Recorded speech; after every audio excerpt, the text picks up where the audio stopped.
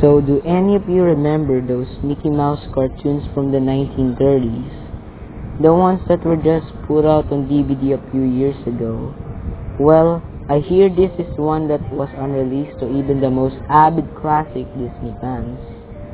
According to sources, it's nothing special.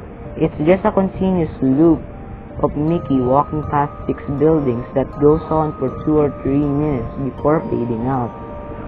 Unlike the Cutesy tunes put in though, the song on this cartoon was not a song at all. Just a constant banging on the piano for a minute and a half before going to white noise for the remainder of the film.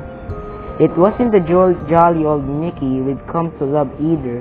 Mickey wasn't dancing, not even smiling, just kind of walking as if you or I were walking, with a normal facial expression. But for some reason, his head tilted side to side as he kept this dismissal look. Up until a year or two ago, everyone believed that after it cut to black and that was it. When Leonard Maltin was reviewing the cartoon to be put in the complete series, he decided it was too junk to be on the DVD, but wanted to have a digital copy due to the fact that it was a creation of Walt.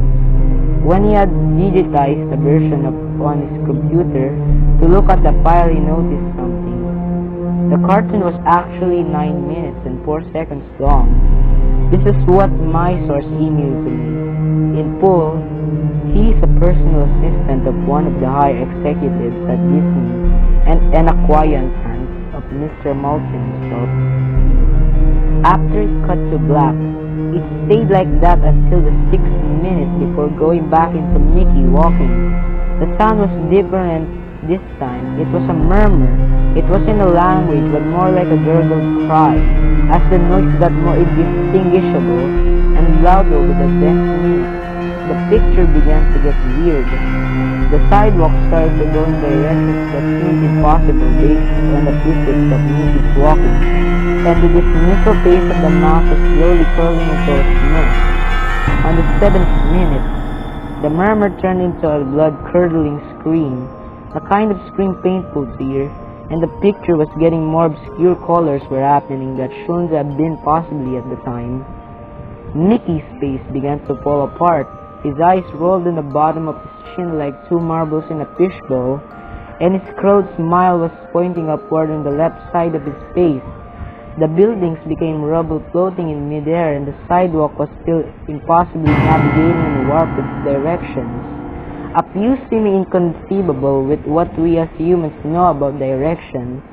Mr. Maltin got disturbed and left the room, sending an employee to finish the video and take notes of everything happening up until the last second, and afterward immediately stored the disc of the cartoon into the vault. This distorted screaming lasted until 8 minutes and a few seconds in, and then it abruptly cuts to the Mickey Mouse face at the credits of the end of every video with what sounded like a broken music box playing in the background. This happened for about 30 seconds, and whatever was in that remaining 30 seconds, I haven't been able to get a silver of information about. From a security guard working under me, who was making round outside of that room, I was told that after the last frame, the employee stumbled out of the room with pale skin saying, "Real suffering is not known," 7 times before speedily taking the guard's pistol and opening himself on the spot. The thing I could get out of Leonard Maltin was that the last frame was a piece of Russian text that roughly said, "The sights of hell bring its viewers back in."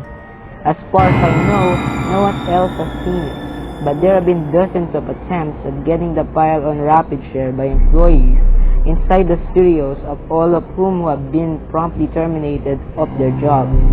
Whether it got online or not is up for debate, but if rumors serve me right, it's online somewhere under SuicideMouse.Avi. If you ever find a copy of the film, I want you to never view it and to contact me by phone immediately, regardless of the time, when a Disney death is covered up as well as this. It means this has to be something huge. Get back at me. I've yet to find a copy of this, but it is out there. I know it. find a copy of this, but it is out.